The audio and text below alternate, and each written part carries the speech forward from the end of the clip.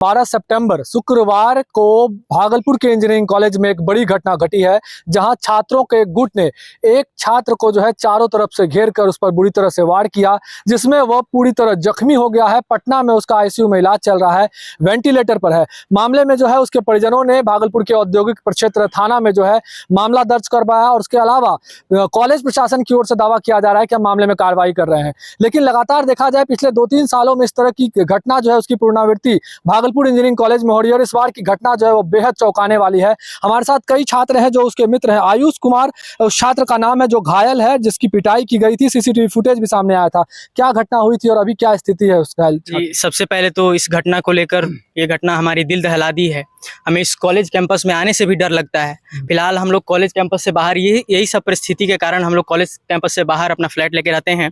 College campus में class करने या फिर बायोमेट्रिक लगाने, अटेंडेंस लगाने जब भी आते हैं तो अब तो इतना डर का माहौल है कि हम कॉलेज कैंपस में आ नहीं सकते हैं। लेकिन अभी जो घटना हुई है उसमें आयुष पांडे हमारे अभी भर्ती हैं पटना एम्स में। वो बहुत ही क्रिटिकल सिचुएशन में है। अभी उनकी ब्रेन की सर्जरी हो गई है और उनकी स्पाइनल की सर्जरी होने वाली है 2 से 3 वीक में।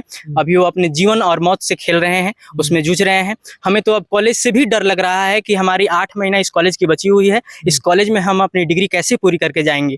और इस कॉलेज में हम कॉलेज प्रशासन के पास भी बार बार जा रहे हैं कि सर इस पे कुछ ठोस से ठोस कदम लीजिए कि आगे फ्यूचर में हमारे जूनियर के साथ, हमारे बैचमेट्स के साथ, आने वाले फ्यूचर में जूनियर के साथ किसी के साथ ऐसा घटना कभी दोहराया ना जाए। जी, एसएसपी साहब से हमने मुलाकात की है। एसएसपी साहब ने हमें ये संतावना दिया है कि वो जल्द से जल्द इस पे कड़ी से कड़ी कार्रवाई करेंगे और जो भी इसके दोषी होंगे उनके सलाखों के पीछे होंगे। दर्ज हुई है उसके बावजूद भी आप कह रहे हैं आरोपी यहाँ पर आपको घूमते हैं। जी, जैसा कि हमारे बैचमेट से ये मिला है कि वो अभी भी कॉलेज कैंपस में आज सुबह में लाठी लेके, डंडे लेके, रड लेके घूमते नजर आए हैं। अभी भी उनके अंदर भय का कोई भी नहीं है। क्या नाम है आपका? मेरा नाम विभव कुमार। क्या लगता है क्यों ऐसी घटना हुई और बार बार इस तरह की घटना कॉलेज में हो रही है, जहाँ शिक्षा का मंदिर है वहाँ इस तरह की घटना शोभा देती है? देखिए, इसमें क्या है कि कॉलेज प्रशासन की क्या कहें उसमें कि कार्रवाई नहीं करने का ये कारण है ये पीछे। और ये घटना तो सबसे ऊपर हो गया। घटना जो आज तक हुई कॉलेज के इतिहास में वो सबसे ऊपर ये घटना है। और इसके घटना होने के पश्चात भी छात्रों में ऐसा होना कि हम घटना करने के बाद भी हथियारों के साथ घूम रहे हैं, ये मतलब ये प्रशासन की विफलता बता रही है। कहीं से भय नहीं है, कहीं से भय नहीं है उनके अंदर। और हम तो एसएसपी साहब से हम लोग मिले हैं, उन्होंने आश्वासन दिया है कि हम उनको कार्रवाई करेंगे और सलाखों के पीछे रखेंगे। आप लोग मदद में लगे हुए हैं। क्या स्थिति है अभी आयुष की? आयुष की स्थिति बहुत नाजुक ही है। वो एम्स पटना में वो भर्ती है और वो जीवन के साथ संघर्ष कर रहा है कि अब क्या होगा, अब क्या होगा, ये कोई स्पष्ट वो अभी तक बोल नहीं पाया है।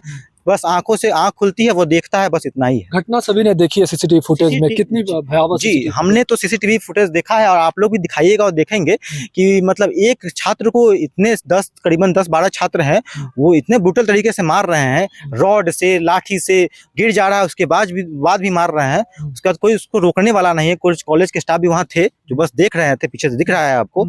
उस पर कोई कार्रवाई नहीं हो रही। कारण नहीं पता चला घटना का? कारण यही था कि इस आयुष से उसका व्यक्तिगत कुछ ऐसा संबंध विवाद तो था नहीं। हाँ, 1 साल 2 साल पहले ऐसा कुछ बात से हो चुका होगा, अलग बात है, लेकिन तत्काल तो किसी को कुछ पता नहीं था। वो तो ईयर में है हम तो वो फाइनल ईयर के छात्र हैं और वो मारने वाले भी फाइनल ईयर के हैं।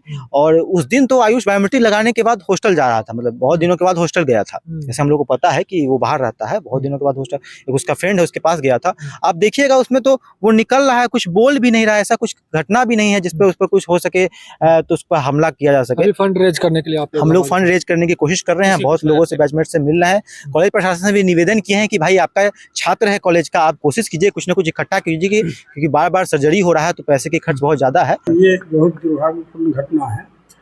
ये जून 23 का ही रिपरकशन में सुन रहे हैं जो ये घटना हुआ है। जो 2 लड़के उस समय लड़ाई में भाग ली, लगभग वही दोनों लड़का भाग लिया है। 2 गुट का ही रिप्रेजेंटेशन से हुआ है, तो उसको हम लोग बहुत हद तक तो सॉर्ट आउट किए हुए थे अभी तक, लेकिन फिर ये घटना इस तरह का आया है। जब रेगिंग का पीरियड, और आप कह सकते हैं नया स्टूडेंट हमारे हॉस्टल में आते हैं, फर्स्ट ईयर का स्टूडेंट, तो इस तरह का घटना रेगिंग का होता है। रेगिंग का ही साइड इफेक्ट है इसका। रेगिंग का साइड इफेक्ट की वजह से उसको चोट लगा है, बेदर्दी से मारा गया है, वो हॉस्पिटलाइज है। हम लोग भगवान से मना रहे जो सही सलामत आ जाए, आपका क्लास करे, वो उसको सेमेस्टर ड्रॉप नहीं करना पड़े। तो इंजीनियरिंग कॉलेज जो यहाँ पे स्थित औद्योगिक थाना प्रक्षेत्र में, वहाँ पे छात्रों के बीच में हॉस्टल में 5 इसके सिग्नल पर प्राथमिकी मिली थी। इसी संबंध में और जदीश थाना में 135/25 प्राथमिकी दर्ज की गई है। और जैसा कि अभी छात्रों के द्वारा बताया गया कि इसे एक साथी जो गंभीर रूप से घायल है, सर में भी चोट आई है, इलाजरत है। तो कांड अनुसंधान अंतर्गत है और उचित कार्रवाई उसमें की जाएगी। अभी हमारे द्वारा कॉलेज प्रशासन से भी बातचीत की गई है और इस प्रकार की घटना की पुनरावृत्ति नहीं हो, इसके लिए भी आवश्यक अपने SOP बनाने के लिए उनको निर्देश दिया गया है। तो ये स्थिति है, घटना को लेकर जानकारी दे रहे थे उनके कई मित्र हैं जो बता रहे हैं कि स्थिति उनकी काफी नाजुक है। पटना एम्स में वो ICU में भर्ती है, इस वक्त उन्हें वेंटिलेटर पर रखा गया है। तो ऐसे में आप सब समझ सकते हैं कि शिक्षा के मंदिर में लगातार इस तरह का कुकृत्य किया जाता है। छात्रों के गुट के द्वारा एक छात्र को घेर कर बेरहमी से उसकी पिटाई की जाती है और मामले के 4 दिन बीत जाने के बाद भी अब तक ना तो जिला प्रशासन के द्वारा, पुलिस प्रशासन के द्वारा और ना ही इंजीनियरिंग कॉलेज के प्रशासन के द्वारा जो है कोई कार्रवाई की गई है।